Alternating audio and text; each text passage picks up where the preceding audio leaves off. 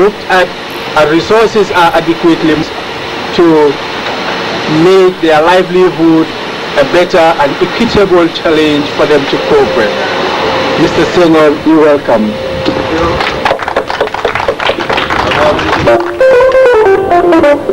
Thank you very much.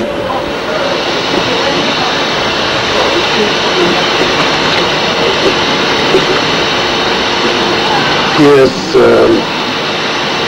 Office of the Vice President, my good friend Mr. Nyabali,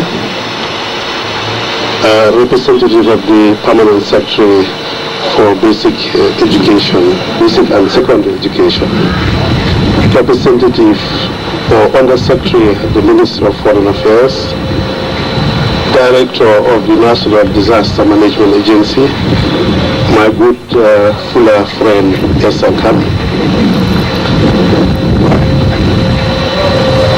SG Mr. Ba, my other good pull,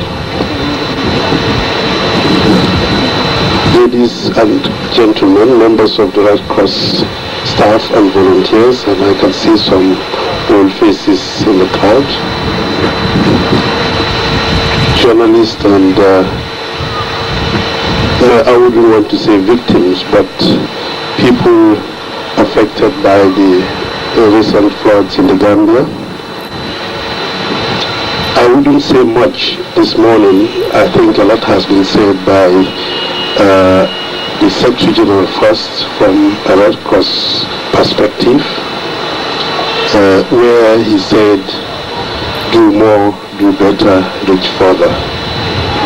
And this is based on Strategy 2020 of the International Federation of Red Cross and Red Crescent that was adopted almost 2 years ago in Nairobi at the General Assembly, which means we want to assure quality, timeliness, effectiveness, and accountability. Of course, the highly professional director or executive director for National Disaster Management Agency really gave an outline of what we are supposed to be looking at, not disaster response, but in a broader sense, but also looking at risk, community risk reduction. And I would like to reiterate the need for a shift from relief response to community risk management. I think my good friend Mr. Nyabali said things that we really need to think about. That is the risk linked to our own country. If you look at the analysis, taking them home, it's really high risk. We are one of the high risk countries, which calls for not only action from government, but action from every individual Gambians, either home or abroad. Today, if we are receiving assistance from Gambians living abroad, it is timely, but it is also long overdue. I, as someone working for the Red Cross for a number of years, know that we as Gambians have benefited a lot from support internationally. And if we think of how those support we received, even the over 6 million that was contributed comes from individuals all over the world. So if we or some Gambians living in the United States decide to put resources together, however small it may be, it is timely, it will be highly appreciated, but it is long overdue. As we always say, charity begins at home. And if we as Gambians start doing things for ourselves, it encourages others to support us. And we will do more, do better, and reach further.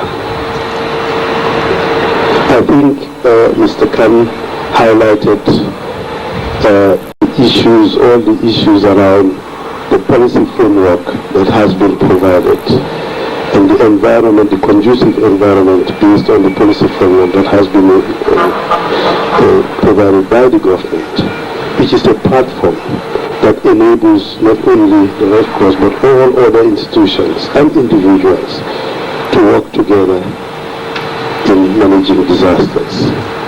I have said over and over again in different speeches that I made during my official missions to the Gambia that I am in charge of the African continent. I have visited nearly all the countries in Africa, and I've had interaction with all governments and all institutions. But Gambia is one of the few countries where you have a clear policy direction in terms of disaster management. One of the few countries.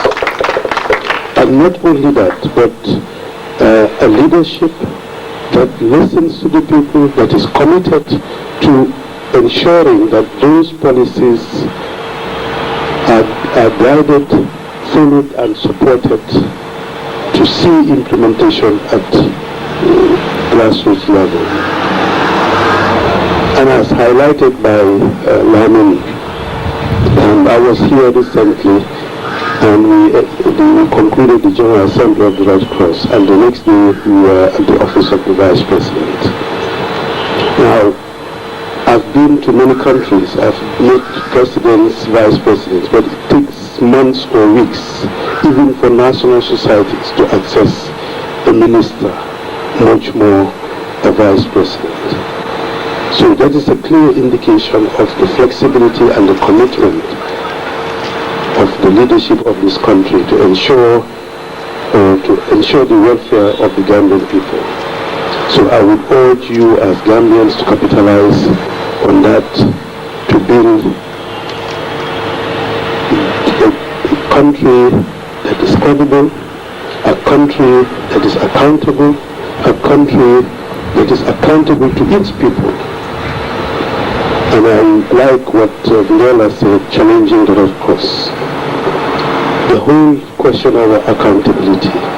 Today we have seen not only climate change, but we have seen the global economic crisis, which is creating problems in terms of raising resources, not only for businesses, but also for humanitarian actions or activities that are undertaken by institutions like the Red Cross or even governments. So therefore, accountability, timeliness, and effectiveness of whatever we do is paramount to achieving success. So I would urge you to continue the good work, the teamwork, the good coordination that you have from the National Disaster Management Agency and through that from the government, and the support that you gather from the individuals and the volunteers to use that to support the Gambian community. We are a small country. The population of Gambia is not even 2 million, I guess, still. And we are one family. So therefore, it is important that we live together, work together, support each other, and this is what the Red Cross calls for. With those few words, I would like once again to express my sincere thanks and appreciation to the three groups. The acronyms are very GAA, NG, whatever, I can't remember, but I think their efforts are really highly appreciated. And I hope all other Gambians all over the world, because in Sweden, in Scandinavia, in all other parts of Europe we have Gambians, so they should emulate this good example and support their own people. And I would finally like to appeal to the victims. I wish Elsa Khan's speech was said in the local languages that the victims could understand, because it's not all about climate change. It's more than that. It's the way we live, We need a mindset change